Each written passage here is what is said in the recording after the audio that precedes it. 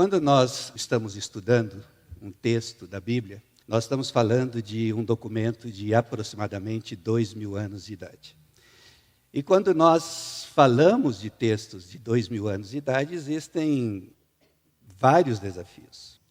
E aí, quando nós estamos nesse processo de tentar entender esse texto, 39 versículos, inseridos já num contexto de 9 capítulos anteriores, tentando explicar o que significou para aquele grupo que recebeu a mensagem originalmente e de que forma isso tem sentido para nós hoje, nós passamos ou tentamos fazer tudo isso que vocês estão vendo aí na tela. Nós tentamos descobrir qual é a coesão linguística do texto, a estrutura literária. Se der tempo, você vai tentar encontrar as simetrias concêntricas, seja lá o que for isso daí. Você analisa o discurso, a progressão temática, etc., etc., para que talvez você consiga realmente captar a essência do texto.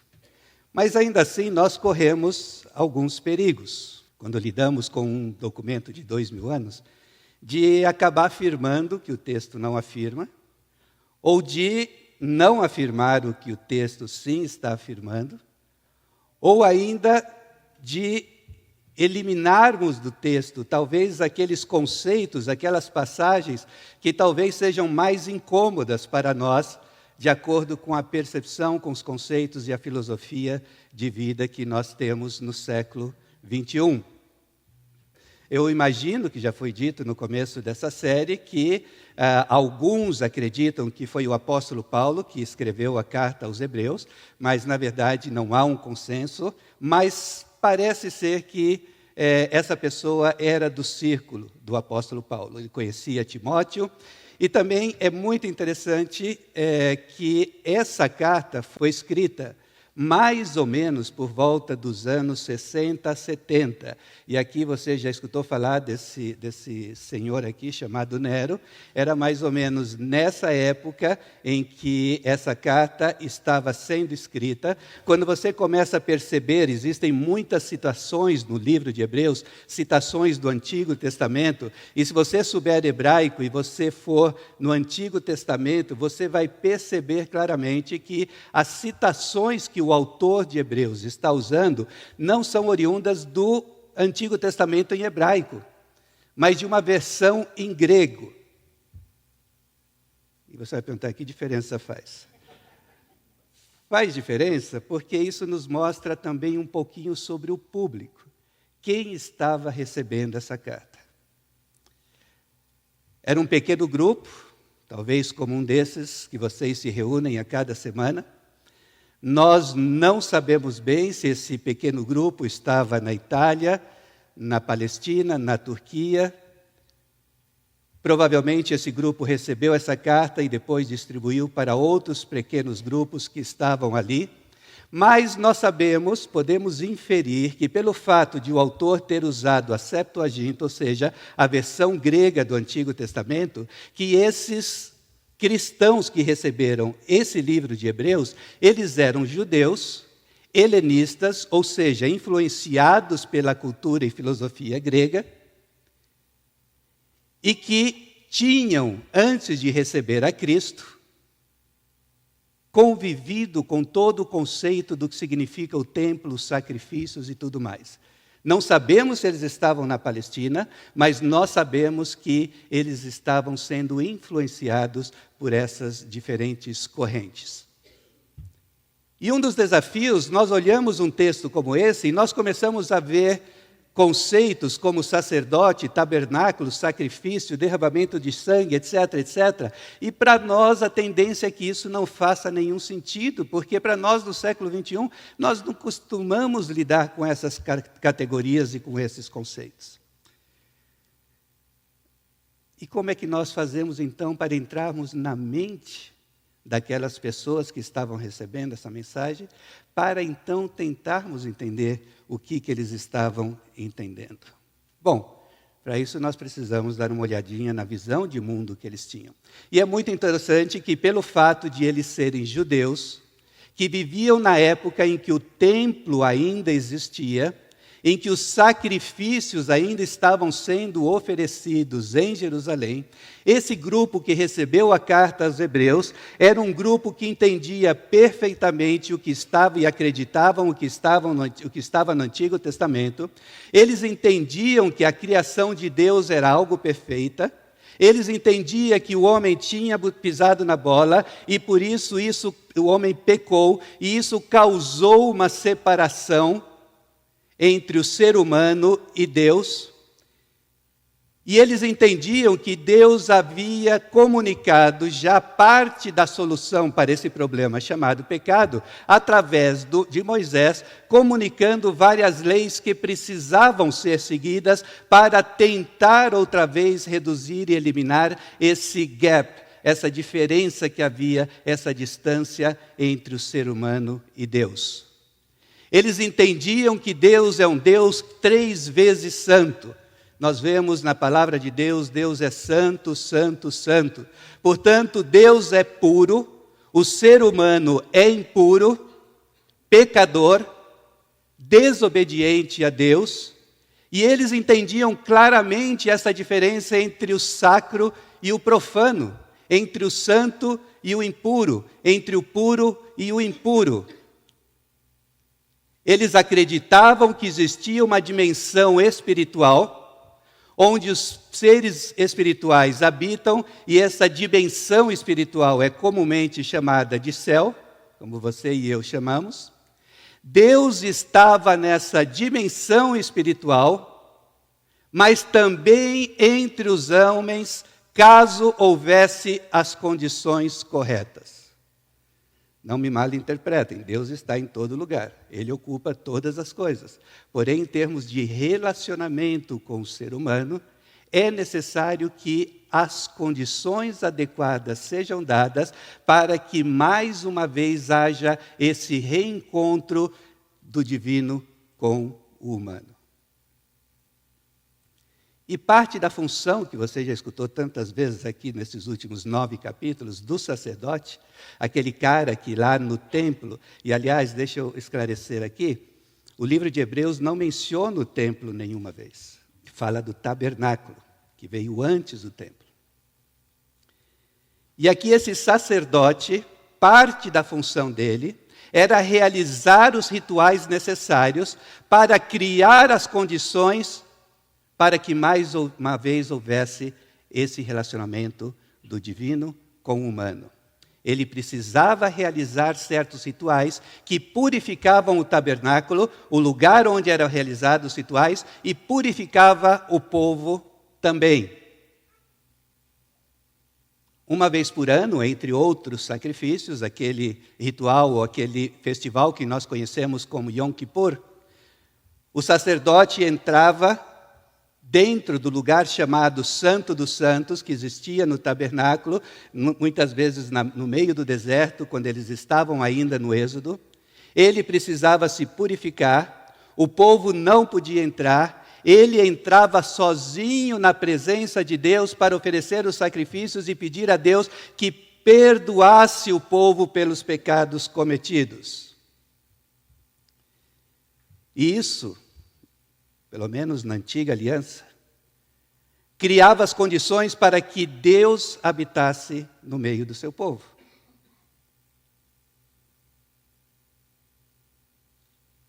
Agora, que circunstâncias, sabendo que esses irmãos hebreus tinham tudo isso na mente, o que é que eles estavam vivendo que levou o autor de Hebreus a escrever o que ele escreveu e dizer o que ele disse? Eram convertidos do judaísmo para o cristianismo, eles tinham vivido, alguns talvez tenham feito a peregrinação a Jerusalém para poder oferecer os sacrifícios. Eles entendiam exatamente o que significava todos esses rituais, onde supostamente os pecados eram perdoados, mas eles estavam vivendo uma série de adversidades. Eles estavam sofrendo perseguições, tanto da parte dos romanos, como dos judeus que não haviam se convertido a Cristo, que perseguiam aqueles que sim tinham se convertido a Cristo. Nós vemos no contexto geral da carta que havia cristãos desse grupo de hebreus, de judeus, que estavam apostatando da fé, estavam deixando a fé. Eles estavam se sentindo tentados a voltar à antiga aliança, dependendo dos sacrifícios de animais para criar essas condições que permitisse mais uma vez esse contato com o antigo, ou seja, eles estavam sendo tentados a voltar ao antigo estilo de vida. Eles estavam se perguntando por que Jesus demora tanto em regressar e nós estamos aqui pagando um preço enorme porque nós estamos sendo perseguidos. Será que deveríamos voltar para a sinagoga e deixarmos de ser párias da sociedade, pelo menos em relação aos judeus? William Lane disse que eles tinham se cansado da necessidade de manter a confissão da fé em um clima hostil à presença deles. Já John MacArthur disse, os hebreus sentiam-se tentados a deixar de lado qualquer identificação com Cristo. Eles podem ter, inclusive, considerado rebaixar Cristo da posição de Filho de Deus a de um simples anjo. Esse tipo de aberração doutrinária pode explicar a ênfase do capítulo 1 de Hebreus sobre a superioridade de Cristo em relação aos anjos.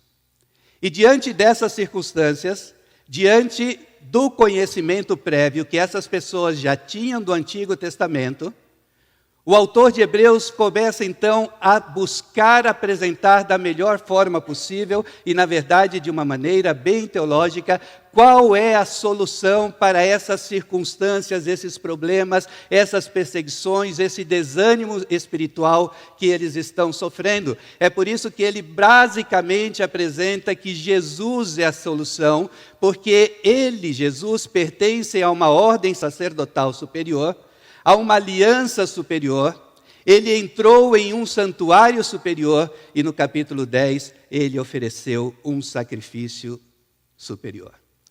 E se nós não entendemos que na cabeça daqueles que originalmente receberam essa mensagem, eles entendiam perfeitamente que o autor estava falando sobre o sistema sacrificial que fazia com que, ao ser sacrificado um animal e derramado o sangue desse animal, isso cobria os pecados que permitiam a contínua relação com Deus, não faz sentido. Capítulo 10, versículos 1 a 18. Ora, visto que a lei é apenas uma sombra dos bens vindouros, não a imagem real das coisas nunca consegue aperfeiçoar aqueles que se aproximam de Deus com os mesmos sacrifícios que ano após ano, continuamente eles oferecem, porque é impossível que o sangue de touros e de bodes remova pecados. É um argumento que ele usa com frequência. A lei não consegue aperfeiçoar ninguém. Todo aquele sistema de obediência e sacrifícios era uma solução parcial. Deus nunca tinha a intenção de que esse sistema de sacrifício, oferecendo animais, seria a solução perfeita que ele tinha em mente. Ele não se agradava dos sacrifícios e dos holocaustos, e nós vemos isso em diferentes partes da Bíblia, principalmente quando o povo não vivia em santidade. E aí nós vemos, nesses primeiros 18 versículos, que Jesus, depois de ter se oferecido como o sacrifício final e eterno, sentou-se à direita de Deus, entrou no verdadeiro santuário, não aquele tabernáculo, nem o templo construído por mãos humanas.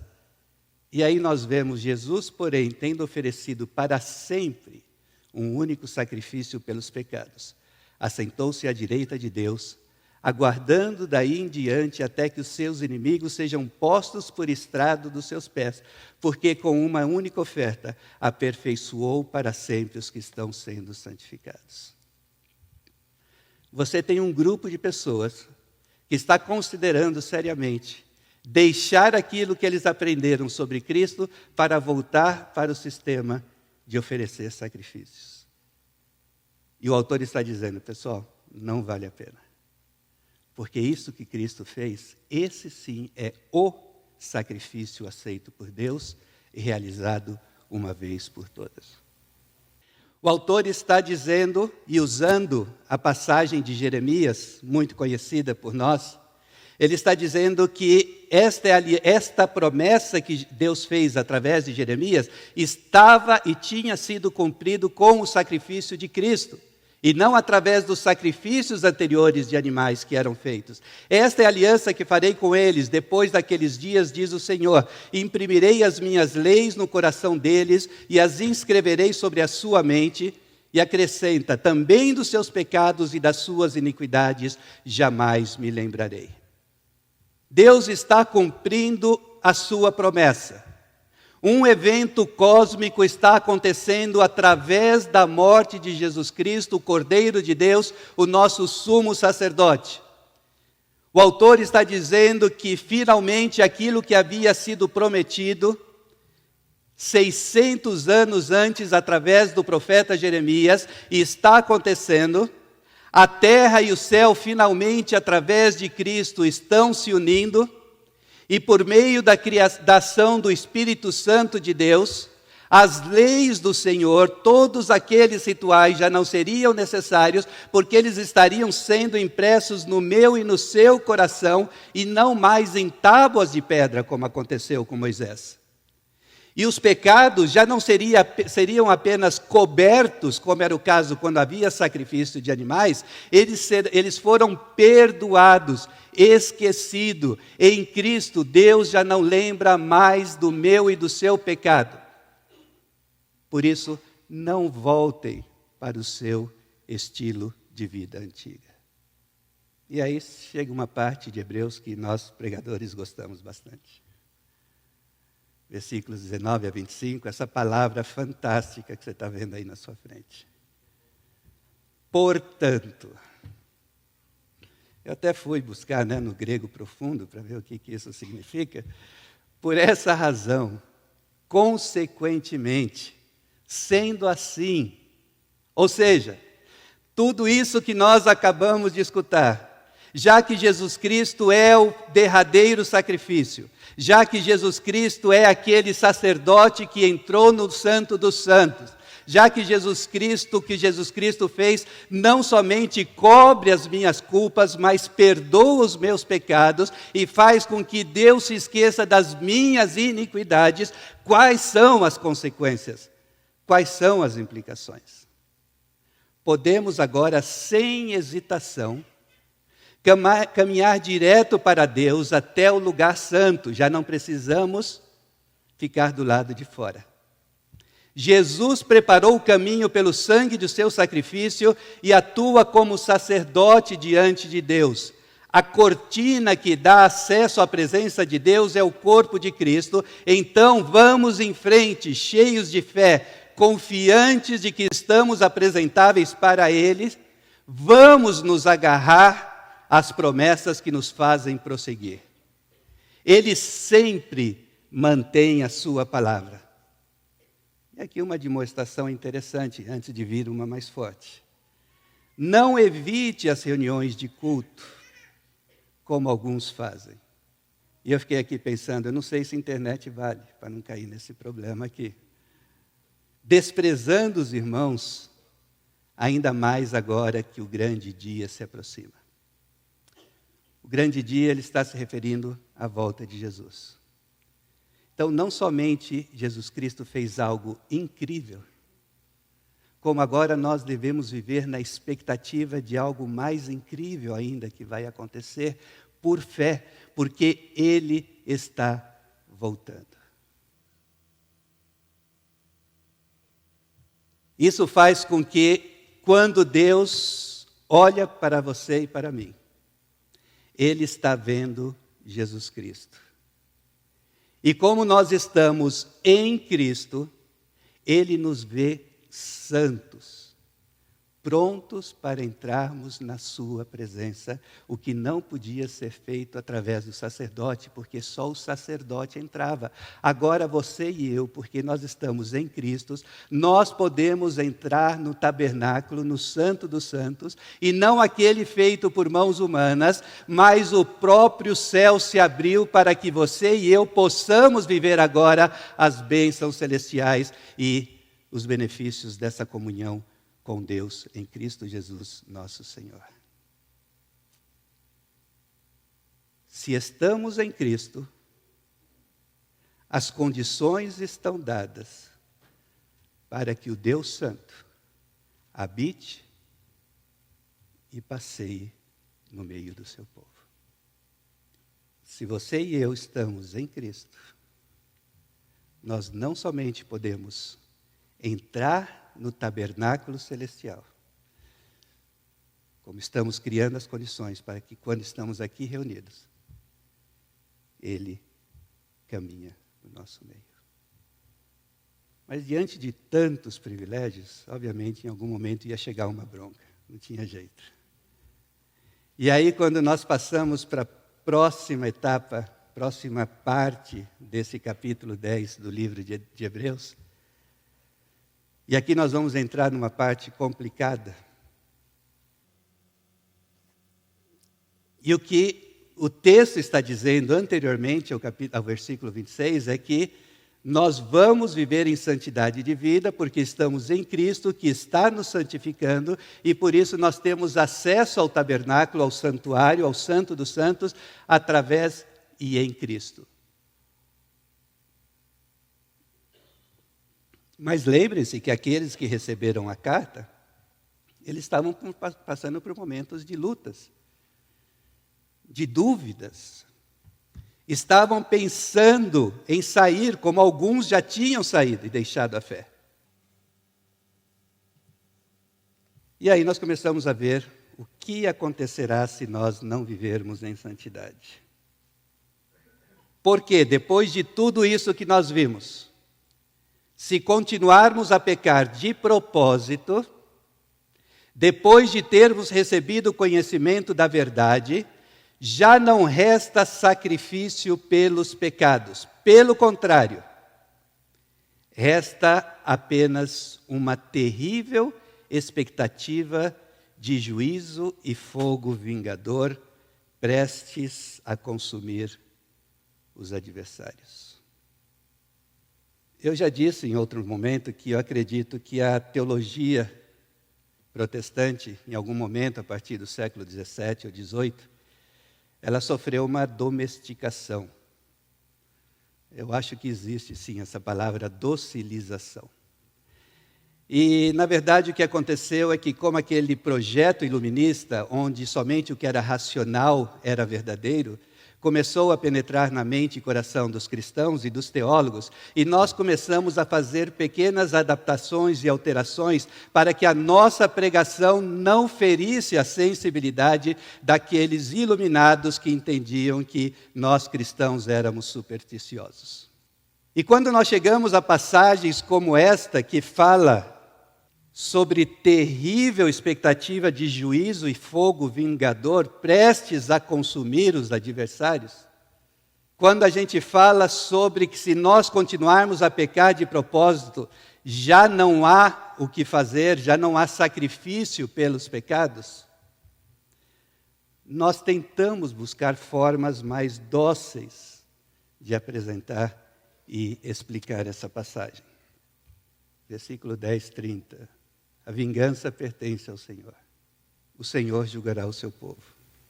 E aí eu creio que é inevitável olharmos para o que já dizia capítulo 6 de Hebreus, por isso é uma advertência renovada, onde o autor já havia dito: é impossível, pois, que aqueles que uma vez foram iluminados, provaram o dom celestial, se tornaram participantes do Espírito Santo, provaram a boa palavra de Deus e os poderes do mundo vindouro, e caíram.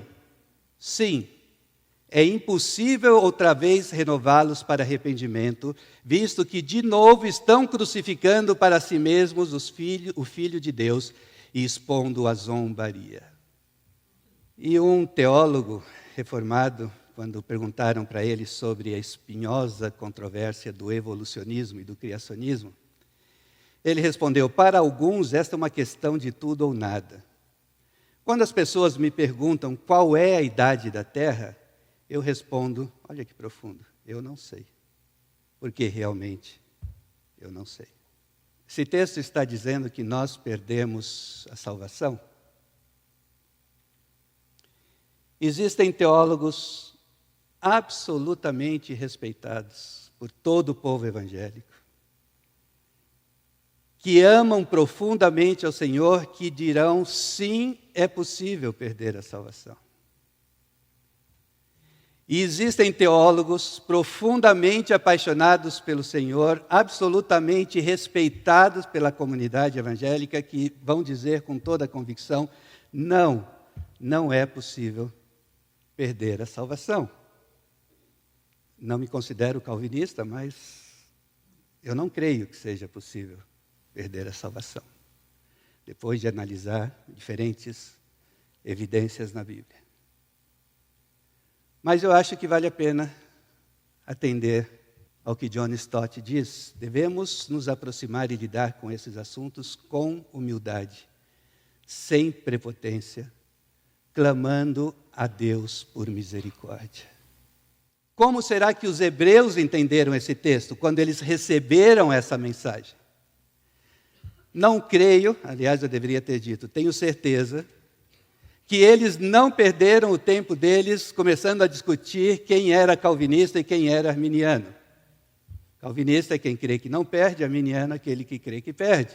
Aliás, seria naquele tempo uma discussão absolutamente ridícula.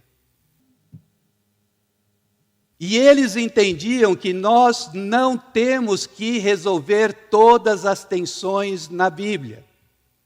Porque se a Bíblia está dizendo, e Deus está dizendo, que nada me separará do amor de Cristo, nada me separará do amor de Cristo. E se a Bíblia está dizendo que aqueles que, tendo escutado, deixaram e não escutaram, existe a expectativa do juízo? Existe a expectativa do juízo. Marcos, você está relativizando o Evangelho? Não. Existem muitas convicções, absolutamente indiscutíveis. Só existe um Deus, Criador dos céus e da terra. Só existe salvação através do sacrifício de Cristo na cruz. O único livro inspirado que nos comunica a revelação especial de Deus é a Bíblia. Disso nenhum de nós abrimos mão. Mas nós temos que entender que a verdade de Deus pode ser mais complexa do que nossos reducionismos teológicos, que não são aspectos centrais, são aspectos periféricos que muitas vezes nós queremos torná-los centrais. Mas existem várias certezas que emanam do texto. Haverá punição para aqueles que, conhecendo a verdade, continuam a pecar de forma proposital. Há um juízo que será tão real que deve deixar em nós uma terrível expectativa de juízo e fogo. Haverá um castigo severo para aquele que pisou o Filho de Deus, profanou o sangue da aliança e insultou o Espírito da graça. E esse castigo será imposto pelo próprio Deus, que já no Antigo Testamento disse que a vingança pertence a Ele, pois Ele julgará o seu povo. E caso ficasse alguma dúvida, o autor de Hebreus completa: horrenda coisa é cair nas mãos do Deus vivo. A nova aliança não aboliu o requerimento para uma vida santa. Porque se nós não vivermos em santidade, se nós vivermos pecando, existem consequências. A nova aliança não aboliu o requerimento para uma vida santa. Na verdade, ela nos deu as condições para que realmente vivamos uma vida santa. E às vezes nós gostaríamos que o livro fosse um livro de autoajuda, que nos ensinasse a ser felizes em 10 passos. Esses dias assistindo uma série, que vários me recomendaram, sobre alguns judeus ortodoxos, e um filho argumentando com seu pai, o pai pergunta, mas por que você está fazendo isso? Porque eu quero ser feliz. E o que isso tem a ver com ser feliz? Claro que nós queremos ser felizes, mas o objetivo da Bíblia não é nos ensinar o caminho para a felicidade. É um livro que ensina sobre a obra que Jesus realizou e essa obra permite com que nos aproximemos de Deus, vivendo uma vida de santidade para que você e eu sejamos luz até os confins da terra. E é claro que você e eu sabemos que parte da santidade é não mentir, casados não adulterem, solteiros não tenham relações sexuais fora do casamento, relações homossexuais Deus não se agrada, não permite, não ao aborto. Você e eu sabemos que isso, ok, faz parte da nossa vida de santidade. Mas é muito interessante que o evangelicalismo brasileiro foi muito influenciado por uma corrente evangélica norte-americana chamada pietismo. Se nós pegamos o movimento pietista, nós vamos ver que havia um aspecto muito forte dessa parte pessoal de santidade, onde eu não vou mentir, não vou adulterar, não vou etc, etc, etc. Mas nós nos esquecemos que existe também algo que eu chamei de pietismo social, em que os pietistas, essas pessoas que anelavam por um relacionamento profundo com Deus, também estavam buscando ser pietistas na sua vida social e influenciar a sociedade com os preceitos que emanam da palavra de Deus. E se nós não devemos viver pecando, porque se nós vivermos pecando, existem consequências que nós acabamos de ver. Santidade é sim aquilo que nós falamos constantemente, mas santidade também significa não aceitar escravidão, deportação injusta, violência sexual, perseguição racial ou política, não vender o justo por prata, não pisar na cabeça do necessitado, não negar a justiça ao oprimido, não aceitar os ricos roubando e saqueando os pobres, e muitas vezes cristãos, através dos negócios e empresas com taxas e juros injustos e abusivos. Ah, mas eu não adultero. Que bom, continue assim.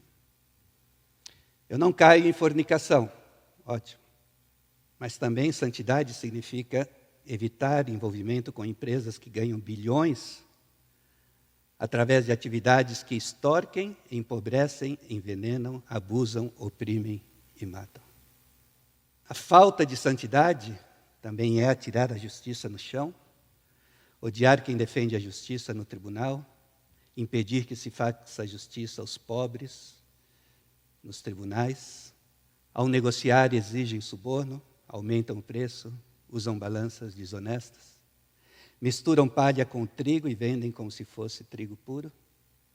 Quando fazemos vista grossa para o fato de vivermos em uma nação que tem um sistema judicial corrupto, privilegia ricos, poderosos, deputados, governadores, juízos da Suprema Corte, que promovem negócios que beneficiam os latifundiários, exploram os mais pobres dos pobres e promovem a destruição do meio ambiente. É quando o povo de Deus não se importa que nossos líderes políticos estejam envolvidos com milícias, nossos juízes liberem empresários e políticos comprovadamente corruptos e gastem bilhões de reais em obras que não acabam nunca. Se não vivermos em santidade, haverá punição para aqueles que, conhecendo a verdade, continuam a pecar de forma proposital. Horrenda coisa é cair nas mãos do Deus vivo. Eu acho que o autor de Hebreus quis terminar esse capítulo com um ápice. Apesar que não foi ele que fez essa divisão, mas é interessante esse trecho. Mas nessa altura do campeonato, talvez alguém já esteja se perguntando: Marcos, então você é comunista?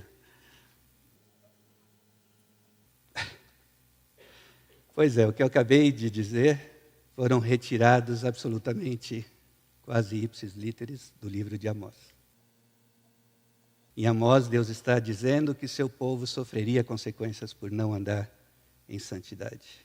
Então, não sou comunista, sou cristão e creio na palavra de Deus.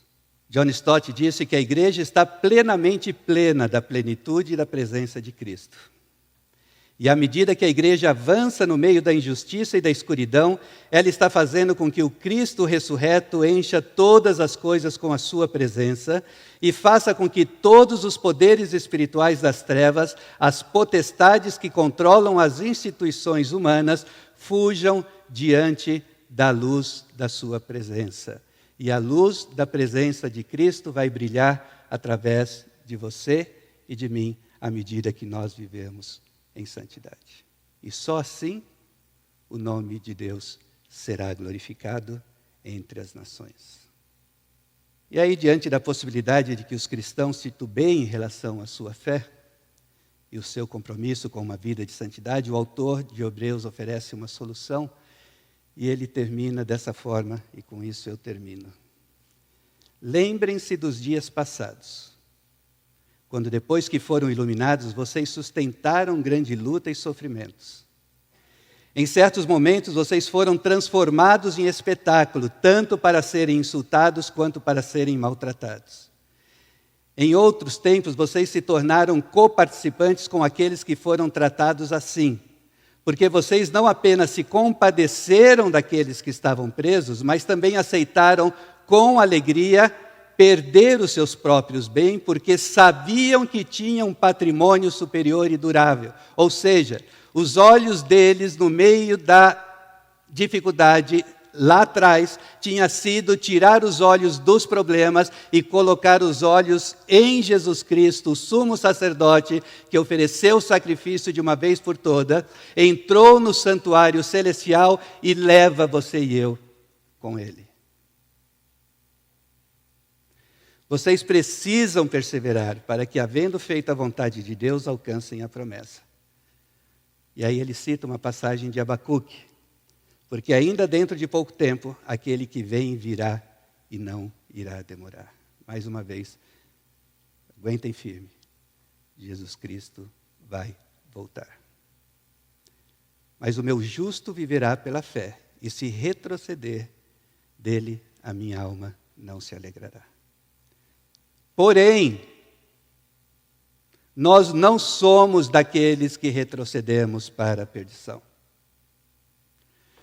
mas somos da fé para a preservação da alma. Nós, porém, não somos dos que retrocedem para a perdição, mas somos da fé para a preservação da alma. Na semana que vem, nós veremos o que significa essa fé que nos ajuda na preservação da alma. Gostaria que você abaixasse a sua cabeça.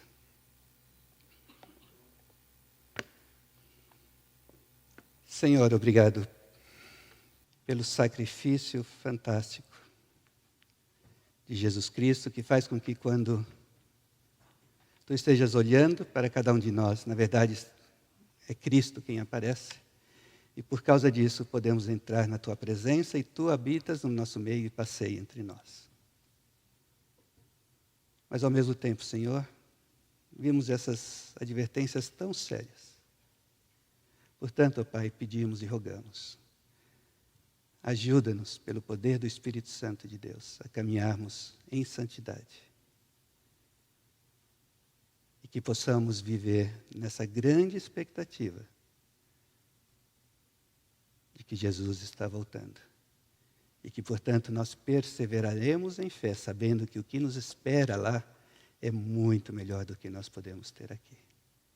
É o que nós te pedimos, no nome santo de Jesus. Amém.